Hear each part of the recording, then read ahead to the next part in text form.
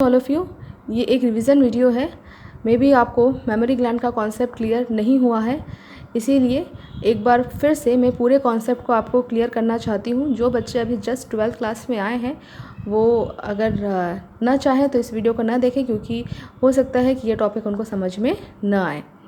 और वो बच्चे जिनको ये टॉपिक पूरी अच्छी तरह से क्लियर हो जाएगा, प्लीज़ आप लोग मुझे ज़रूर बताना कि आपको टॉपिक क्लियर है। फ़िलहाल स्टार्ट करते हैं। तो आप सभी को पता है कि जो मैमल्स होती हैं, मैमल्स अगर हम बात करें स्पेशली इन ह्यूमन बींग्स, तो क्या होता है, मेमोरी ग्लैंड एक पेयर्ड स्ट्रक्चर होती है। ठीक है, मतलब 2 मेमोरी ग्लैंड प्रेजेंट होती हैं। मेमोरी ग्लैंड जो बनी होती है वो किससे बनी होती है, तो glandular tissue plus variable amount of fat के द्वारा मेमोरी ग्लैंड का फॉर्मेशन होता है। इज दैट क्लियर कि मेमोरी ग्लैंड का फॉर्मेशन किसके द्वारा होता है, glandular tissue plus variable amount of fat के द्वारा। उसके बाद जो ये ग्लैंडुलर टिश्यू होती है वो डिवाइड होती है किसमें, 15 से 20 मेमोरी लोब्स में। मतलब एक जो मेमोरी ग्लैंड होती है उसमें 15 से 20 मेमोरी लोब्स पाई जाती है। प्रत्येक जो मेमोरी लोब होती है वो कंटेन करती है क्लस्टर्स ऑफ एल्वियोलाई को। जो एल्वियोलाई होती है वो सिक्रीट मिल्क करती है, दैट मीन्स मिल्क का फॉर्मेशन और मिल्क का जो सिक्रीशन है, एल्वियोलाई में क्या होता है, formation and secretion of milk होता है। फिर ये एल्वियोलाई कहाँ ओपन होती है, मेमोरी ट्यूब्यूल्स में ओपन होती है। मेमोरी ट्यूब्यूल्स फिर साथ में मिलकर मेमोरी डक्ट में, और मेमोरी डक्ट मेमोरी एम्पुला में, और मेमोरी एम्पुला लास्ट में लैटिसिफेरस डक्ट में, और फिर वहाँ से क्या होता है, मिल्क को सक्ड आउट कर लिया जाता है। ये एक उसका फ्लोरल एक तरह से रिप्रेजेंटेशन है, मतलब एक फ्लो चार्ट के रूप में। तो अब हम इसी फ्लो चार्ट को एज अ डायग्राम में समझने की कोशिश करते हैं। ये ह्यूमन के मेमोरी ग्लैंड का एक स्ट्रक्चर है, डायग्राम है, जिसमें क्या होता है, सबसे पहले अगर हम बात करें तो जो मेमोरी ग्लैंड जो होती है वो रिब्स के से क्या होती है, अटैच होती है, जुड़ी होती है। और कौन सी मसल है जो मेमोरी ग्लैंड को रिब्स के साथ अटैच करती है, तो उस मसल का नाम क्या होता है, पेक्टोरलिस मेजर मसल। उस मसल का नाम क्या है, पेक्टोरलिस मेजर मसल। ठीक है, अब आगे ये जो मेमोरी ग्लैंड है, ये एक मेमोरी ग्लैंड है। इसमें क्या होती है, मैंने आपको बताया ना, 15 से 20 इसमें मेमोरी लोब्स पाए जाते हैं। इसमें क्या होती है, मेमोरी लोब्स पाए जाते हैं, जिनकी संख्या कितनी होती है, लगभग 15 to 20 होती है। ठीक है, ये जो मेमोरी लोब्स होती हैं, ये जो एक मेमोरी लोब से यहाँ पे आपको दिखाई दे रहा होगा, छोटा छोटा मैंने बिल्कुल बिंदु बिंदु जैसा स्ट्रक्चर बनाया है, इसको आप एल्वियोलाई मान सकते हो। मतलब प्रत्येक जो मेमोरी लोब्स होती हैं उसके अंदर एल्वियोलाई प्रेजेंट होती है। और एल्वियोलाई का क्या काम होता है, एल्वियोलाई का काम होता है formation and secretion of milk. ठीक है, इस मेमोरी लोब्स को हम मेमोरी एल्वियोलस भी बोलते हैं। मेमोरी लोब्स को हम मेमोरी एल्वियोलस भी बोलते हैं।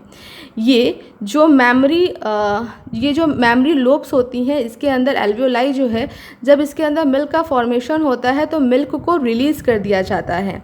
ठीक है, मिल्क रिलीज़ होके कहाँ पे आ जाती है, ये जो ब्लू ब्लू कलर का जो स्ट्रक्चर है, ये क्या है, ये मेमोरी डक्ट है। ठीक है, अब मेमोरी डक्ट से फिर जो मिल्क होता है वो कहाँ पे सिक्रीट होता है, एक स्वेलन सा फुला सा स्ट्रक्चर होता है, ये क्या है, मेमोरी एम्पुला है।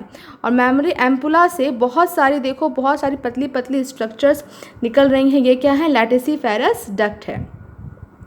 इस स्ट्रक्चर को थोड़ा सा और हम सिंपल वे में समझने की कोशिश करते हैं। तो देखो यहाँ पे मैंने जस्ट एक मेमोरी लोब को यहाँ पे मैंने लिया है। एक जो मेमोरी लोब होती हैं उसके अंदर क्या होती हैं, बहुत सारी एल्वियोलाई प्रेजेंट होती हैं। इज़ दैट क्लियर, एक मेमोरी लोब के अंदर बहुत सारी एल्वियोलाई प्रेजेंट होती हैं।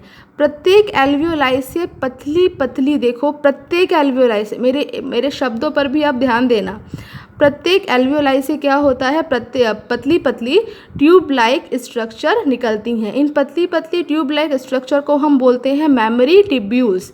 दैट मीन्स जो मिल्क इसके अंदर, ये जो एक है ना, एक एल्वियोलाई के अंदर जो मिल्क का फॉर्मेशन हो रहा है, वो जब उसको सिक्रीट करना होगा तो सबसे पहले क्या होगा, मान लो कि ये आपका एक एल्वियोलाई है। ठीक है, ये एल्वियोलाई, इसके अंदर मिल्क बना, और फिर मिल्क बनने के बाद फिर वो सबसे पहले सिक्रीट कहाँ होगा, सबसे पहले सिक्रीट होगा मेमोरी ट्यूब्यूल्स में।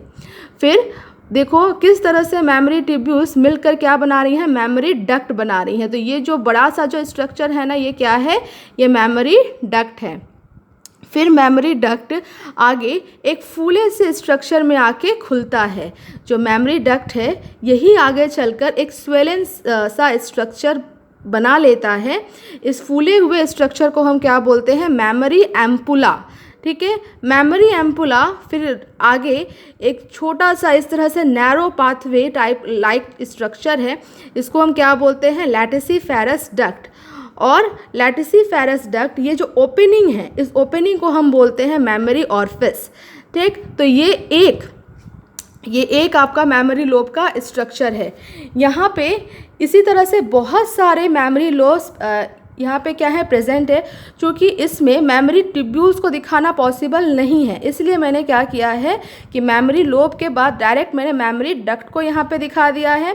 फिर मेमोरी डक्ट जो है एट द लास्ट एक स्वेलन स्ट्रक्चर में जाके खुलती है, उसको हम बोलते हैं मेमोरी एम्पुला। और मेमोरी एम्पुला बिल्कुल लास्ट में कहाँ पे जाके, वहाँ पे बहुत सारी पतली पतली इस तरह से स्ट्रक्चर्स होती हैं जो कि आपका कहाँ पे जाके खुलेंगी, ये खुलेंगी लैटिसिफेरस डक्ट के बाद। मेमोरी जो ऑरिफिस होता है, ऑरिफिस मतलब वो छिद्र होता है जहाँ से मिल्क निकल रहा है, तो उसको हम बोलते हैं मेमोरी ऑरिफिस। ठीक है, तो आई होप आपको ये पूरा स्ट्रक्चर समझ में आया होगा। यहाँ पे कुछ और चीज़ है, उसको भी मैं आपको क्लियर कर देना चाहती हूँ। देखो, जो ये एक मेमोरी ग्लैंड का स्ट्रक्चर है, मेमोरी जो ग्लैंड होती है वो पेक्टोरलिस मेजर मसल के द्वारा अटैच होती है, किसके साथ? रिब्स के साथ। अब जो ये जो मेमोरी ग्लैंड है उसके अंदर क्या पाया जाता है? लिगामेंट ऑफ कूपर पाया जाता है, जो कि क्या करता है? इसको पेक्टोरलिस मेजर मसल के साथ कनेक्ट करने का काम करता है। तो ये कुछ इंपॉर्टेंट क्वेश्चन है, जैसे फॉर एग्जांपल कौन कौन से यहाँ इंपॉर्टेंट क्वेश्चन है कि लिगामेंट ऑफ कूपर क्या है? तो लिगामेंट ऑफ कूपर वैसे लिगामेंट्स होते हैं जो कि क्या करते हैं? पेक्टोरलिस मेजर मसल के साथ उसको क्या करते हैं? मेमोरी ग्लैंड को कनेक्ट करने का काम करते हैं।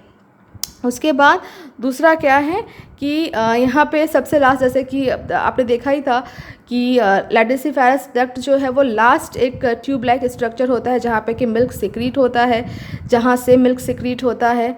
ठीक है, उसके बाद एरियोला क्या होता है? तो मेमोरी जो इस तरह से ब्राउनिश एक स्ट्रक्चर होता है उसको हम एरियोला बोलते हैं। उसके बाद साइज़ एंड शेप होता है वो मेमोरी ग्लैंड का किस पर डिपेंड करता है कि उसमें फैटी टिश्यू का कितना कंटेंट है। तो आई होप आपको समझ में आया होगा। Thank you.